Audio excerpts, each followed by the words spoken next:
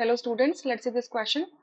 10 ml of a compound containing N and O, मतलब nitrogen and oxygen, is mixed with 30 ml of hydrogen to produce H2O liquid and 10 ml of N2 gas. The molecular formula of compound if both reactants react completely is, यहाँ पे आपको चार options दे रखे हैं.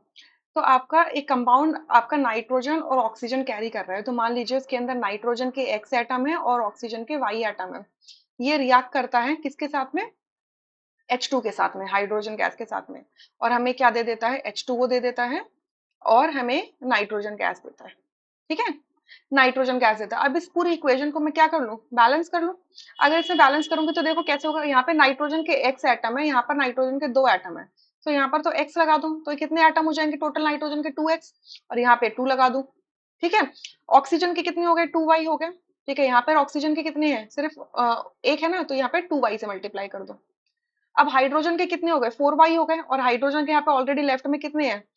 2 है, तो यहाँ पे क्या मल्टीप्लाई कर दो? 2y से मल्टीप्लाई कर दो. ठीक है, तो ये पूरी क्या हो गई? बैलेंस्ड इक्वेशन हो गई. ठीक है, बैलेंस्ड इक्वेशन हो गई. और हमें यहाँ से दूसरी इंफॉर्मेशन क्या दी गई है कि जो 10 ml कंपाउंड है जो नाइट्रोजन और ऑक्सीजन कैरी करता है, ये 30 ml हाइड्रोजन गैस के साथ रिएक्ट कर रहा है. तो 30 ml हाइड्रोजन गैस का मतलब कितने हो गए? Number of moles of hydrogen gas कितने हो जाएंगे?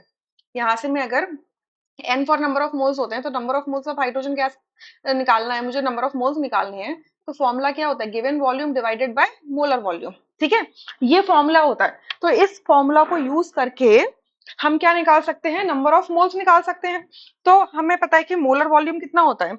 अगर मैं मिलीलीटर्स में बात करूं तो मोलर वॉल्यूम कितना हो जाता है?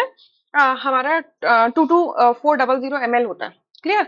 तो वैल्यू डाल दो या फिर मत डालो, कोई फर्क नहीं पड़ने वाला अभी के लिए, फिलहाल के लिए.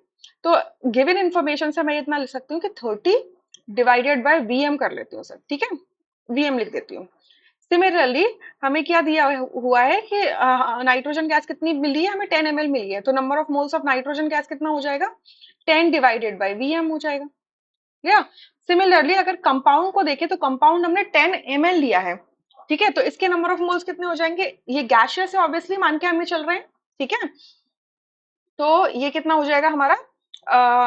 ये NXOY लिख लेती हूँ. ठीक है, तो ये इसके कितने मोल्स हो जाएंगे? 10 डिवाइडेड बाय वीएम. ठीक है, 10 डिवाइडेड बाय वीएम. अब यहाँ से ये तो हमें नंबर ऑफ मोल्स पता चल गए, दूसरा हमें बैलेंस्ड इक्वेशन पता है, तो हम रेशियोज निकाल सकते हैं. देखो रेशियोज क्या हो गए.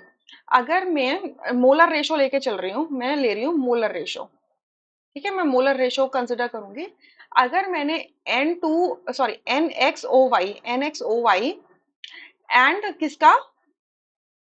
हाइड्रोजन गैस का मोलर रेशो लिया, तो बैलेंस्ड इक्वेशन के हिसाब से क्या है? 2/2y का रेशो है, 2:2y का रेशो है. और हमें गिवन क्या है? जो गिवन कंपाउंड है उसके कितने मोल्स गिवन है? 10 बाय वीएम गिवन है. और हाइड्रोजन के कितने मोल्स हमें गिवन है? 30 बाय वीएम गिवन है. ठीक है, 30 बाय वीएम गिवन है, तो वीएम से वीएम गिवन, और ये आ जाएगा आपका 1/3. तो सॉल्व करेंगे तो y की वैल्यू कितनी निकल के आती है? 3. y की वैल्यू निकल के आ गई 3 यहाँ से. सिमिलरली अगर मैं मोलर रेशो किसका ले लूं? NXOY का, और किसका ले लूं? नाइट्रोजन गैस का ले लूं, तो बैलेंस्ड इक्वेशन से इनका रेशो क्या है? 2:x का रेशो है, 2 डिवाइडेड बाय x का. और गिवन नंबर ऑफ मोल्स कितने हैं? जो कंपाउंड है हमारा NXOY, इसका गिवन नंबर ऑफ मोल्स कितने हैं? 10 बाय वीएम. और नाइट्रोजन के मोल्स हमें कितने प्रोड्यूस हुए हैं? 10/वीएम प्रोड्यूस हुए हैं. तो ये क्या आ गया? 1 आ गया. यानी कि x की वैल्यू क्या आ गई? 2 आ गया. तो अगर x की वैल्यू 2, y की वैल्यू 3 है, तो हमारा कंपाउंड क्या हो जाएगा? कंपाउंड हमने ये कंसिडर किया था ना, NXOY कंसिडर किया था, तो हमारा कंपाउंड क्या हो जाएगा एक्चुअल में? N2O3.